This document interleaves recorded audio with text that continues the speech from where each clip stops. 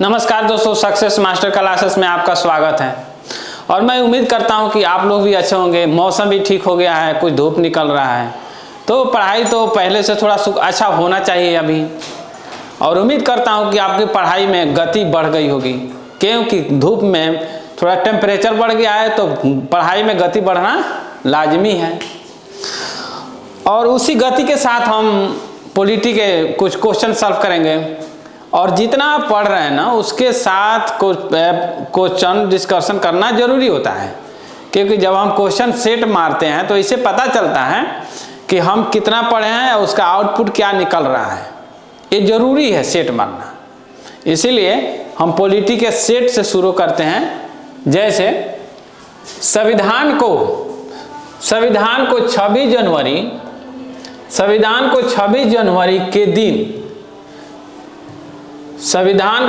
जनवरी के दिन लागू करने का निर्णय इसलिए किया गया क्योंकि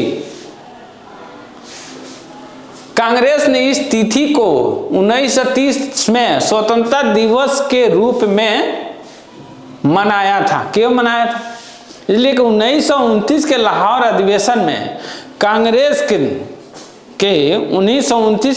अधिवेशन में यह निर्णय लिया गया कि आने वाला 26 जनवरी 1930 को पूर्ण स्वराज के रूप में मनाएंगे।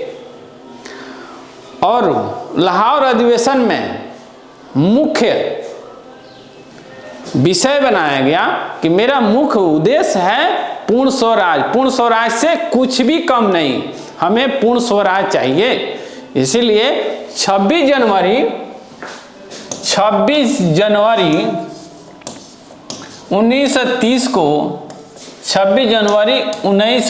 को भारत का पहला पूर्ण स्वराज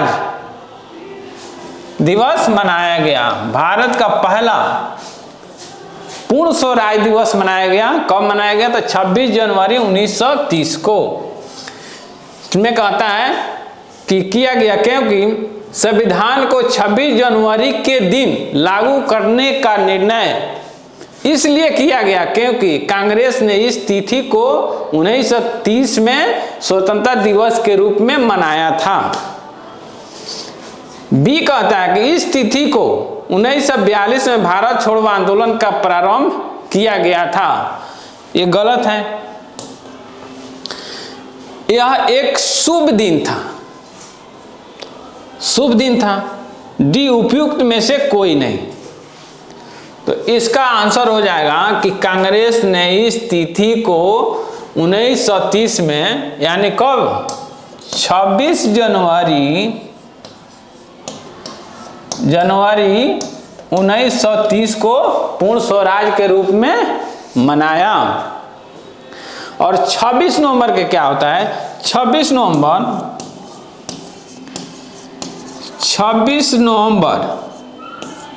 1949 को संविधान अंगीकार किया गया। अल्पकालीन मतलब संविधान अंगीकार किया गया, यानी उस दिन 26 नवंबर 1949 को पूर्ण संविधान लागू नहीं होता है। पूर्ण संविधान तो आगे चल करके 26 जनवरी 1950 को पूर्ण संविधान लागू होता है। ये 26 जनवरी 1930 को पूर्ण स्वराज दिवस पहली बार भारत में मनाया जाता है। और 26 नवंबर 1949 को संविधान अंगीकार किया गया है, इसलिए हम 26 नवंबर को संविधान दिवस के रूप में भी मनाते हैं। 26 जनवरी 1950 को संविधान पूर्ण रूप से लागू हो जाता है। भारत का पहला लोकतांत्रिक गणराज्य के रूप में भारत कब स्थापित होता है? तो 26 जनवरी 1950 को। इसलिए हम 26 जनवरी 1950 को गणतंत्र दिवस के रूप में मनाते हैं। और भारत को आज़ादी मिली 15 अगस्त 1947 को। अगस्त आज़ाद तो हो गई, भारत को आज़ादी कब मिली? 14 और 15 के मध्य रात्रि में 1947 को भारत आज़ाद हुआ। इसलिए हम 15 अगस्त को सुबह में आज़ादी दिवस मनाते हैं। आज़ादी दिवस कब मनाते हैं? तो 15 अगस्त सुबह में 1947 को पहली बार मनाया गया, जो आज तक हम 15 अगस्त को हर प्रत्येक साल 15 अगस्त को आज़ादी दिवस के रूप में मनाते हैं।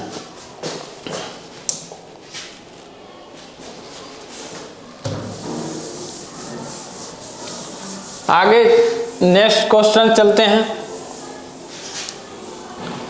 देश आजाद हो चुका है। दो नंबर क्वेश्चन करता है, भारतीय संविधान में शामिल है। भारतीय संविधान में क्या शामिल है? भारतीय संविधान में 395 अनुच्छेद, 22 भाग, 12 अनुसूची शामिल है। बी कहता है, तो इसका आंसर कहता है ये भारतीय संविधान में शामिल है। क्या शामिल है? ए कहता है कि भारतीय संविधान में 395 अनुच्छेद, 22 भाग, 12 अनुसूची। बी में कहा है 371 अनुच्छेद, 21 भाग, 11 अनुसूची। सी कहता है 372 अनुच्छेद, 20 भाग, 7 अनुसूची। डी कहता है 381 अनुच्छेद, 23 भाग, 8 अनुसूची। इसका करेक्ट आंसर होगा ए। भारतीय संविधान में भारतीय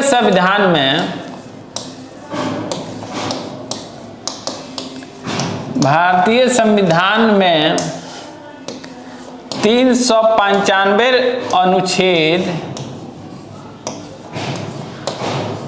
22 भाग, 12 अनुसूची,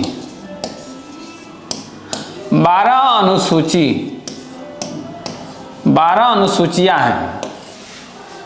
भारतीय संविधान लिखने में कितना समय लगा? भारतीय संविधान को लिखने में 395 अनुच्छेद, 22 भाग, 12 अनुसूची, वो का किताब जो लिखाया, जो संविधान के रूप में हम जानते हैं, जिसके अनुसार देश चलता है, इसको भारतीय संविधान को लिखने में 2 बरस 11 महीना 11 माह 18 दिन का समय लगा। 18 माह का समय लगा था। 2 बरस 11 महीना 18 माह 2 बरस 11 महीना 18 दिन का समय लगा था। भारतीय संविधान को लिखने में 2 बरस 11 महीना 18 दिन का समय लगा था।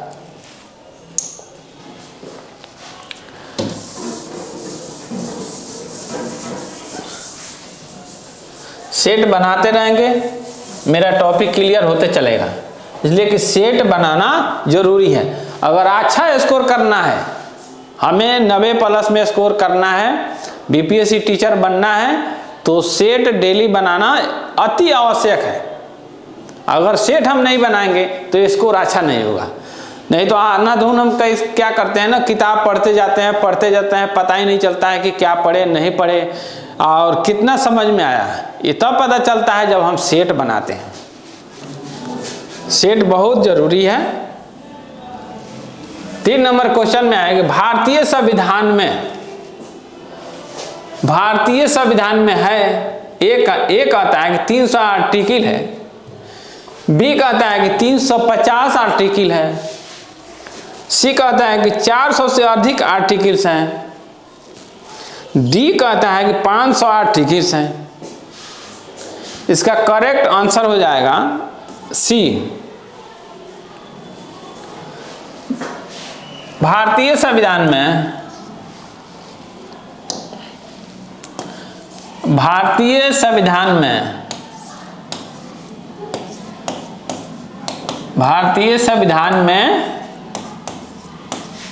वर्तमान में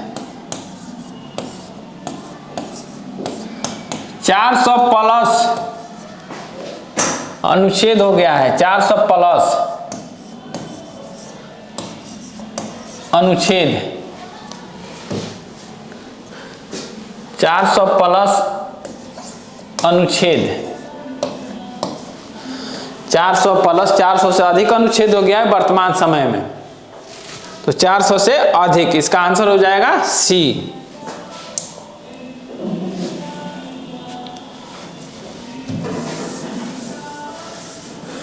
का आंसर हो जाएगा सी। जैसे 51 के क बढ़ा है, 21 के क बढ़ा है, इसी तरह करते करते 395 से 495 प्लस अनुच्छेद हो गया है।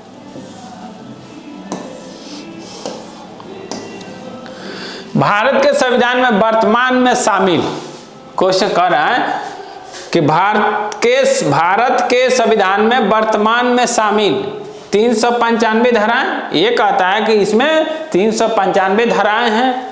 बी कहता है कि 444 धाराएं हैं। सी कहता है कि 359 धाराएं हैं। और डी कहता है कि 301 धाराएं हैं। और एक क्वेश्चन पूछा गया था बीपीएससी सीडीपीओ पीटी के एग्जाम में 2005 में, लेकिन पूछने का क्वेश्चन जो है, जो क्वेश्चन पूछा है, क्वेश्चन रंग है, गलत है।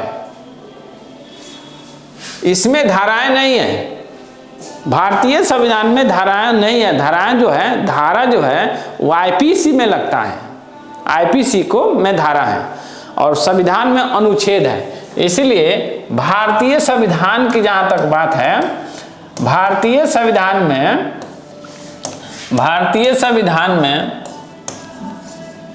395 अनुच्छेद की चर्चा है। 395 अनुच्छेद का चर्चा है, 395 अनुच्छेद का चर्चा है। और 22 भाग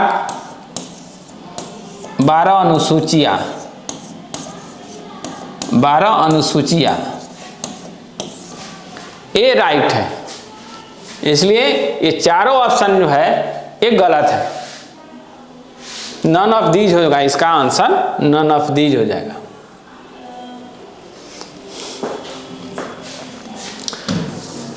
कुछ क्वेश्चन हर बार एग्जाम में 2-4 क्वेश्चन गलत आता ही है, जिसको डिलीट करना होता है। अभी भी जो बीपीएससी का भी फिलहाल जो एग्जाम हुआ है 70, उसमें भी क्वेश्चन गलत है। 13 तारीख वाला तो सही है, लेकिन 4 तारीख में आया उसमें 3 क्वेश्चन को डिलीट किया गया है। 5 नंबर क्वेश्चन कहता है कि मिलान करें, संघ सूची में कितना विषय है, राज्य सूची में कितना विषय है, समवर्ती सूची में कितना विषय है। तो संघ सूची में विषयों की संख्या है 97। संघ सूची में विषयों की संख्या है कितना? 97। राज्य सूची में विषयों की संख्या है 66 और संघ सूची में विषयों की संख्या है 47। लेकिन जब वर्तमान की बात करते हैं तो संघ सूची में विषयों की संख्या बढ़ करके 98 हो गया है। राज्य सूची में विषयों की संख्या बढ़ करके कितना हो गया है? राज्य सूची में विषयों की संख्या हो गया है 52 और समवर्ती सूची में विषयों की संख्या बढ़ करके कितना हो गया? 59। समवर्ती सूची में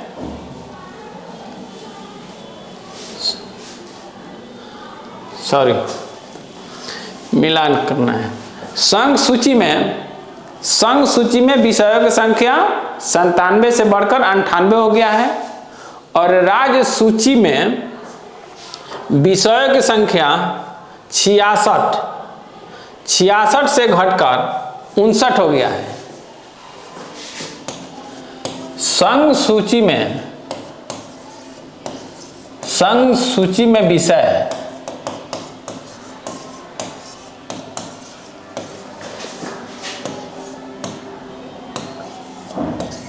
97 से बढ़कर कितना हो गया है? 98। संघ सूची में विषयों में की संख्या 97 से बढ़कर 98 हो गया है। और राज्य सूची में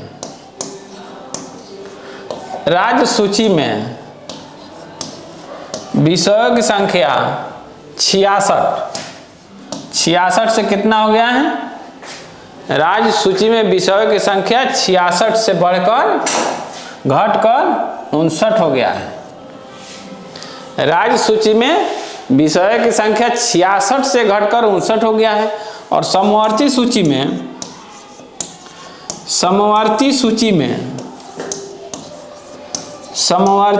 में विषयों की संख्या 47 से बढ़कर 52 हो गया है। समवर्ती सूची में विषयों की संख्या 47 से बढ़कर 52 हो गया है। राज्य सूची में विषयों की संख्या 66 से घटकर 59 हो गया है। संघ सूची में विषयों की संख्या 97 से बढ़कर 98 हो गया है। और ये बार बार क्वेश्चन पूछता है पीटी में, अगर टीचर में दे रहे हैं, टीचर के एग्जाम दे रहे हैं या बीपीएससी के एग्जाम दे रहे हैं या कोई भी प्रतियोगी परीक्षाओं में बैठ रहे हैं, तो उसमें इसमें से एक क्वेश्चन रहता है कि विषय किस सूची में कितना विषय है। आगे बढ़ते हैं और सेट जितना प्रैक्टिस हम करेंगे उतना मेरा टॉपिक क्लियर होते जाएगा। जैसे हमको मान लिया जाए रेस में दौड़ना है तो प्रैक्टिस तो करना पड़ता है ना, जो रेस हम जीतेंगे कैसे जीतेंगे। इसलिए वही रेस है, वही किसी भी रेस में, जैसे हमको प्रतियोगी परीक्षाओं में बैठने के लिए जब रेस में भाग लेंगे तो हमें पहले प्रैक्टिस करना है। अब ये नहीं कि दौड़ते दौड़ते प्रैक्टिस करेंगे, सेट बना करके प्रैक्टिस करना होगा हमें। निम्न शब्दों पर विचार करें, इसमें कहता है 6 नंबर क्वेश्चन कि निम्न शब्दों पर विचार करें। यानी ए में है समाजवादी, बी में प्रजातांत्रिक और सी में सार्वभौमिक, डी में धर्मनिरपेक्ष। सही शब्दों को विचारानुसार क्रम दीजिए। सही शब्दों को विचारानुसार क्रम दीजिए। ए में है कि समाजवादी, ए में है सार्वभौमिक, समाजवादी, धर्मनिरपेक्ष एवं प्रजातांत्रिक। बी में है समाजवादी, धर्मनिरपेक्ष,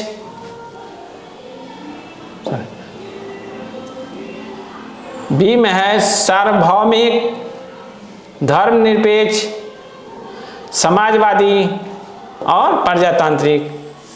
सी में है सार्वभौमिक, धर्मनिरपेक्ष, प्रजातांत्रिक, समाजवादी।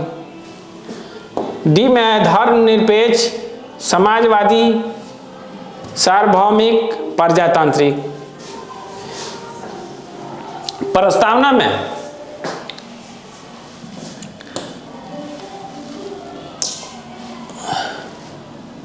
42वें संविधान संशोधन,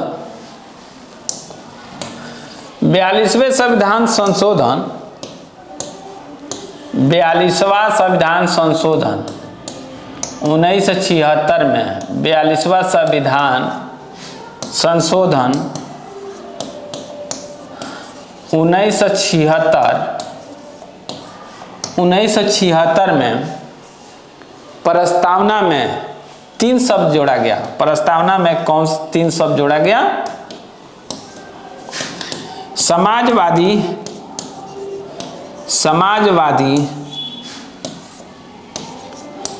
पथ निरपेक्ष,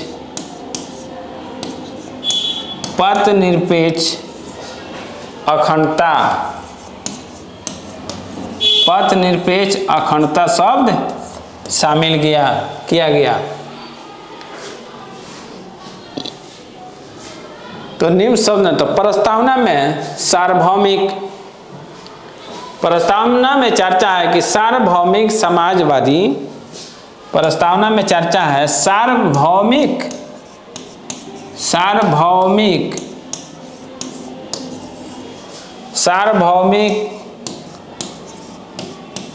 समाजवादी, धर्मनिरपेक्ष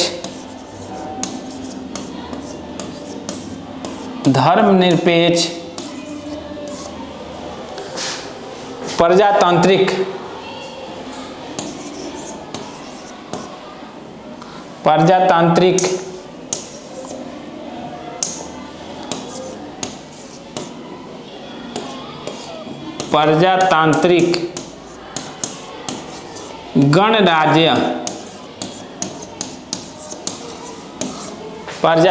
गणराज्य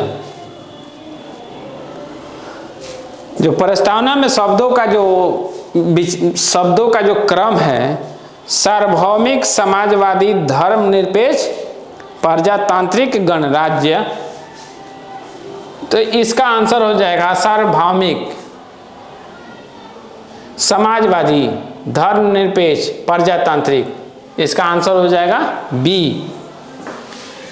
6 का आंसर हो जाएगा बी।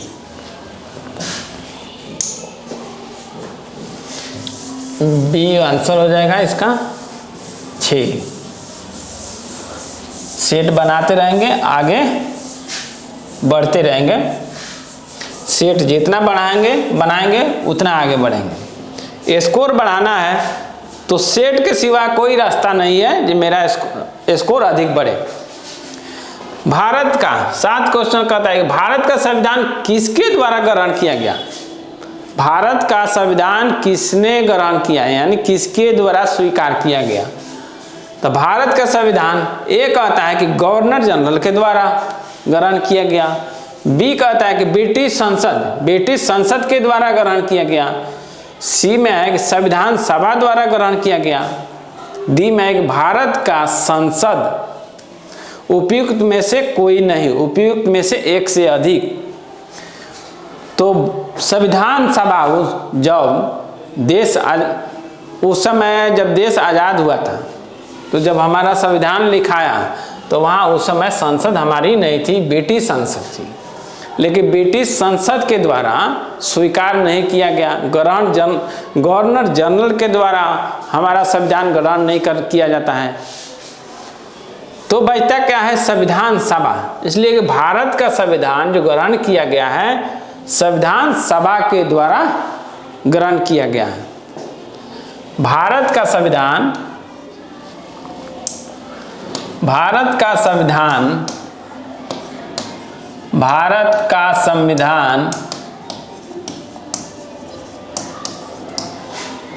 संविधान सभा द्वारा ग्रहण किया गया।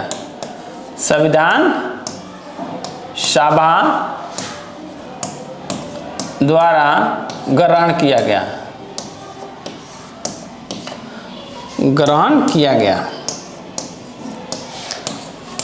और यहाँ क्लियर है कि भारत का संविधान सभा द्वारा ग्रहण किया गया। भारत का संविधान सभा का प्रथम बैठक, ये पूछता है कभी क्वेश्चन में कि संविधान सभा का प्रथम बैठक कब हुआ था? संविधान सभा का प्रथम बैठक कब हुआ था? संविधान सभा का प्रथम बैठक कब हुआ था?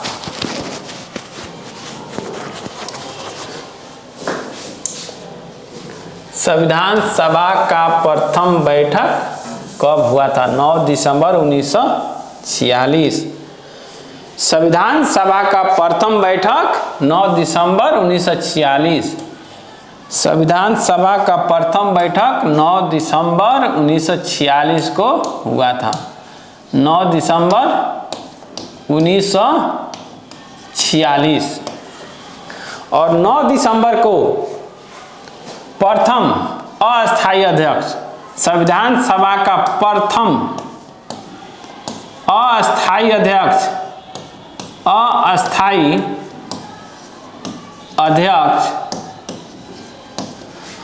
डॉक्टर सच्चिदानंद सिन्हा बने। डॉक्टर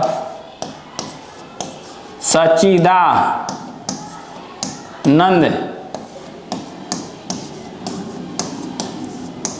सिन्हा। प्रथम अस्थायी अध्यक्ष डॉक्टर सच्चिदानंद सिन्हा 9 दिसंबर 1946 को बने। 2 दिन के बाद यानी 11 दिसंबर 1946 को 11 दिसंबर 1946 को डॉक्टर राजेंद्र प्रसाद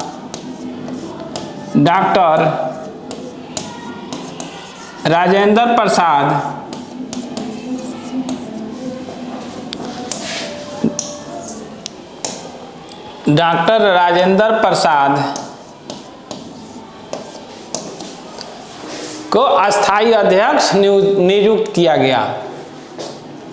एक क्वेश्चन पूछ चुका है कि प्रथम अस्थायी अध्यक्ष किसे नियुक्त किया गया था, तो डॉक्टर सच्चिदानंद सिन्हा को। सच्चिदानंद सिन्हा कहाँ के रहने वाले थे, तो बिहार के रहने वाले थे। और 2 दिन बाद यानी 11 दिसंबर 1946 को अस्थायी अध्यक्ष किसे नियुक्त किया गया, डॉक्टर राजेंद्र प्रसाद 11 दिसंबर 1946 को अस्थायी अध्यक्ष बने। और भारत का पहला राष्ट्रपति बनने वाले हैं डॉक्टर राजेंद्र प्रसाद। भारत का प्रथम राष्ट्रपति डॉक्टर राजेंद्र प्रसाद। और संविधान सभा का अंतिम बैठक, ये पूछ चुका है क्वेश्चन पीटी में, संविधान सभा का अंतिम बैठक कब हुआ था?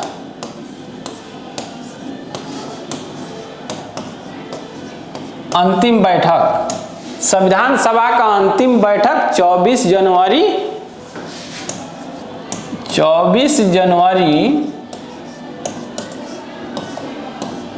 1950। संविधान सभा का प्रथम बैठक 9 दिसंबर 1946 को होता है और संविधान सभा का अंतिम बैठक 24 जनवरी 1950 में हुआ। और इसके 2 दिन बाद 26 जनवरी 1950 को क्या होता है, भारत का पहला गणतंत्र दिवस मनाया गया। भारत का पहला गणतंत्र दिवस मनाया गया। भारत का पहला गणतंत्र दिवस मनाया गया। गणतंत्र दिवस, भारत का पहला गणतंत्र दिवस कब मनाया जाता है? 26 जनवरी 1950 को। यहां तक क्लियर है? और दूसरा क्या पूछता है यहां से, इससे बाहर कुछ पूछता नहीं है। अगर संविधान सभा का गठन से पूछता है कि पहला बैठक कब हुआ था, 9 दिसंबर 1946 को। संविधान सभा का प्रथम अस्थायी अध्यक्ष बनने वाले सच्चिदानंद सिन्हा कहाँ के रहने वाले थे, तो बिहार के थे। किस दिन को मिले थे, बने थे? अस्थायी अध्यक्ष किस दिन को बने थे, तो 9 दिसंबर 1946 को बने थे। और 2 दिन के बाद 11 दिसंबर 1946 को संविधान सभा का स्थायी अध्यक्ष बनने वाले डॉक्टर राजेंद्र प्रसाद भी बिहार के थे। और बिहार में कहाँ? सिवान के जीरादेई।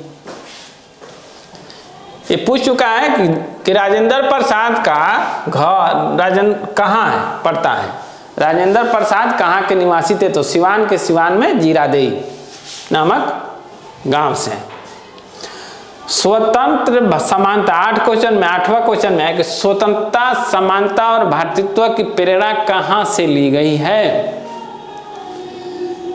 ए में कहता है कि अमेरिकी क्रांति से, बी कहता है कि फ्रेंच की क्रांति से, रूसी क्रांति से, सी कहता है कि रूसी क्रांति से, डी कहता है चीनी क्रांति से। उपयुक्त में से कोई नहीं, उपयुक्त में से एक से अधिक। इसका आंसर हो जाएगा बी। 8 का आंसर हो जाएगा बी, फ्रेंच की क्रांति से। 1789 में फ्रेंच की क्रांति होती है, फ्रेंच क्रांति 1789 में फ्रेंच क्रांति, और एक निरंकुश या निरंकुश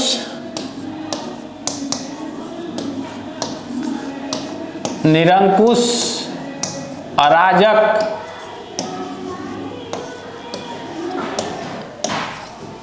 राजतंत्र के विरुद्ध क्रांति थी। ये किसके विरुद्ध क्रांति हुई थी? 1789 में जो फ्रेंच में जो क्रांति हुई थी, जो वहां के राजा थे वह निरंकुश था। मतलब आप आवाज अपनी उठा नहीं सकते थे, बोल नहीं सकते थे, कुछ चीज का मांग नहीं कर सकते थे, चाहे आप दिन रात रोड पर रहिए चाहे कहीं रहिए। जैसे अभी हाल फिलहाल में जो बीपीएससी का आंदोलन चल रहा है, ये जो सरकार है यह निरंकुश हो गई है आज के डेट में। जो स्टूडेंट पर लाठियां बरसा रही है, इस कड़क के ठंड में पानी को बौछार चलाई, क्या ये निरंकुश सरकार नहीं है? जब निरंकुशता एक चरम सीमा पर होती है तो वहाँ क्रांति का रूप लेती है। यही है जो शुरुआत है, हम जो बिहार में देख रहे हैं, जो पटना के रोड में स्टूडेंट के साथ सरकारें हमारे क्या करती है, कितने बर्बरता से लाठियाँ चलवाती है। यह निरंकुश अराजक राजतंत्र के विरुद्ध था क्रांति। और उसी में इसका वाक्य था, शुभ वाक्य,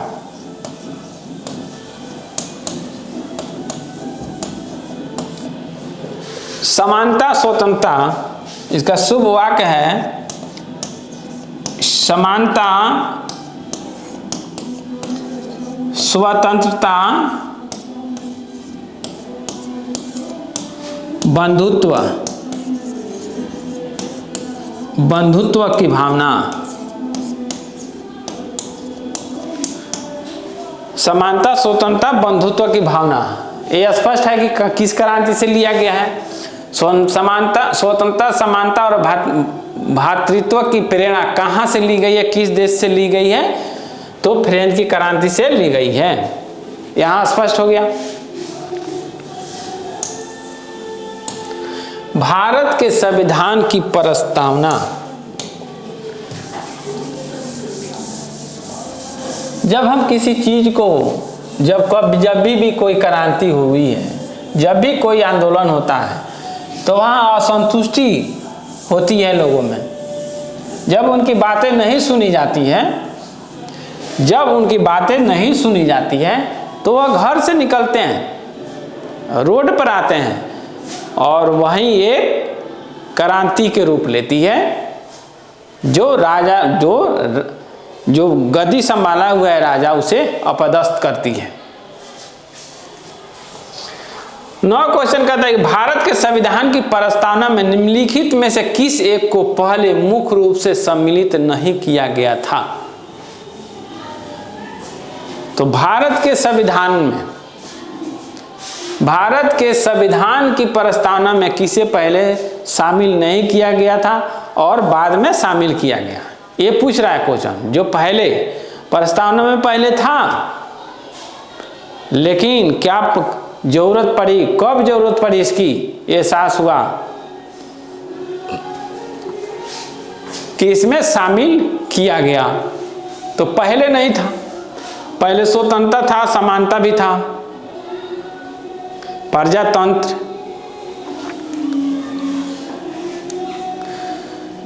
समाजवाद, धर्मनिरपेक्ष और अखंडता शब्द प्रस्तावना में नहीं था। तो भारत के संविधान में की प्रस्तावना में समाजवाद, धर्मनिरपेक्ष और अखंडता शब्द शामिल नहीं था। इसे शामिल कब किया गया? 42वें संविधान संशोधन, 42वां संविधान संशोधन, 42वां संविधान संशोधन 1976 42वां संविधान संशोधन 1976 में शामिल किया गया। क्या क्या शामिल किया गया?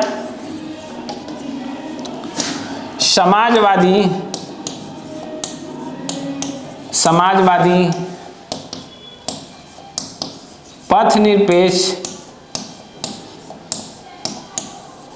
जिसे धर्मनिरपेक्ष भी कहते हैं। पथ निरपेक्ष यानी धर्मनिरपेक्ष।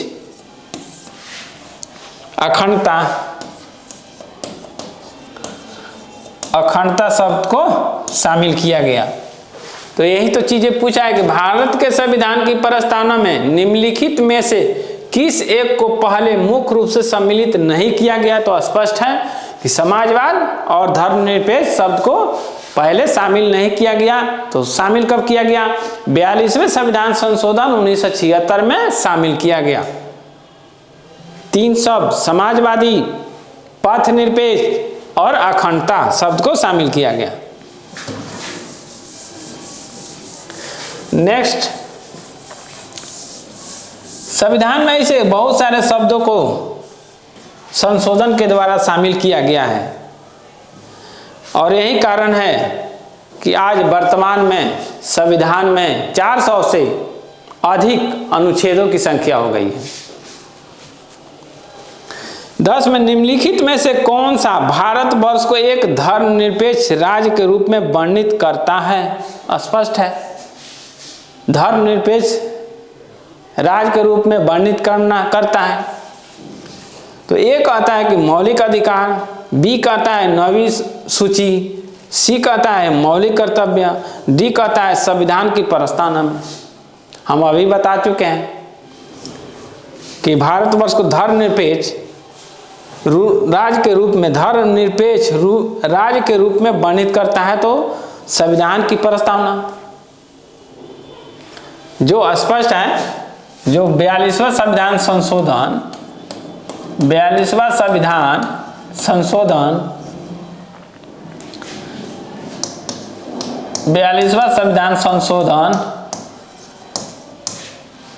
1976 में प्रस्तावना में शामिल किया गया था। 3 शब्द, कौन कौन सा शब्द? तो समाजवादी,